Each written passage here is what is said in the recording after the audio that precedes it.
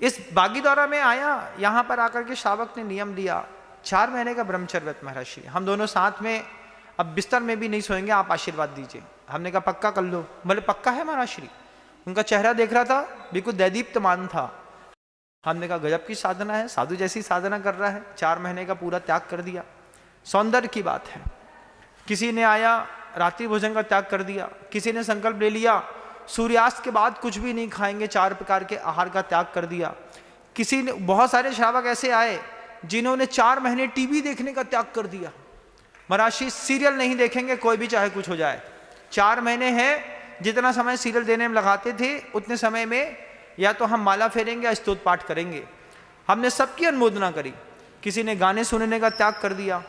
ये पहली बार महसूस कर रहा हूं कि श्रावक की पृष्ठभूमि इतनी जबरदस्त है कि वो मुनि नहीं बन पा रहा है, लेकिन मुनि महाराज जिस तरीके का जीवन जीते हैं उस तरीके के जीवन जीने के लिए वो अग्रसर है। और मेरे उपदेश सुनने से नहीं, मेरे उपदेश सुने बिना भी वो इस तरीके की प्रक्रिया को अपना रहा है। वो दया कर रहा है, वो इंद्रिय दमन कर रहा है, बाहर के निमित्त से बच रहा है और अंतरंग में उसके लिए परिणाम पैदा कर रहा है। आपने परिणाम पैदा किया कि नहीं किया? नहीं किया तो करिएगा। वो परिणाम पैदा करना बहुत जरूरी है, क्योंकि वो परिणाम ही भावेन होई मोक्षो।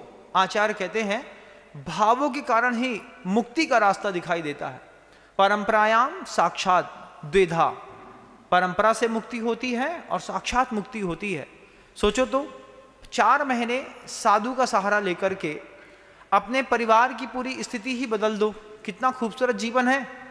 अगर माता पिता शुरुआत करें तो चलो महाराज जी के दर्शन करके आते हैं, वहीं गए और माता पिता ने नियम ले लिया, महाराज जी हम लोग 4 महीने के लिए आलू प्याज लहसुन मूली कांदा अदरक इन सब का त्याग करते हैं। अब माता पिता ने त्याग कर दिया तो बच्चे का त्याग अपने आप हो जाना है। बच्चा तो अपने आप नहीं खाएगा अगर आप नहीं लाएंगे तो।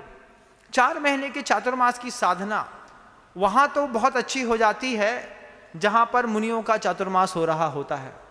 अभागी होती है वो समाज जो समाज जागृत नहीं होती और जिसके घर में पता नहीं कब कभी किसी साधु का चातुर्मास हुआ था।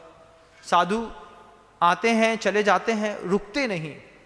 उनके लिए भी श्रावक अंदर ही अंदर घबराता है कि हमारी समाज का कैसा कर्मोदय है, कभी किसी साधु का चातुर्मास नहीं होता।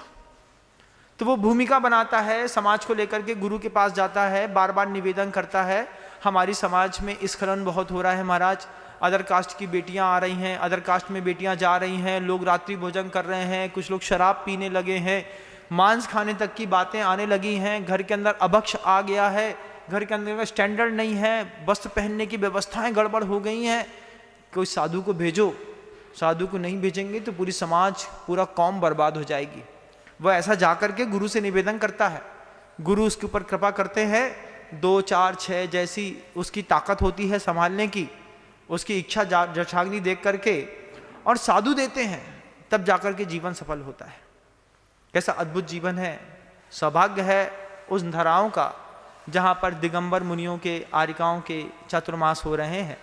आप सब अपने धर्म ध्यान में बहुत अच्छे से आगे बढ़ें ऐसी भावनाओं के साथ। चूँकि आपका समय हो गया है, शब्दों को विराम देता हूँ। इस संवाद को हम कल पुनः आगे जारी रखने का प्रयास करेंगे। गुरुदेव श्री विद्यासागर जी महाराज की। जा वाणी के ज्ञान से सूझे लोकालोक, सो वाणी मस्तक नमु सदा देत हूँ धोक। हे जिनवाणी भारती तो हे जपो दिन रैन, जो तेरी शरणा गहे सो पावे सुख चैन।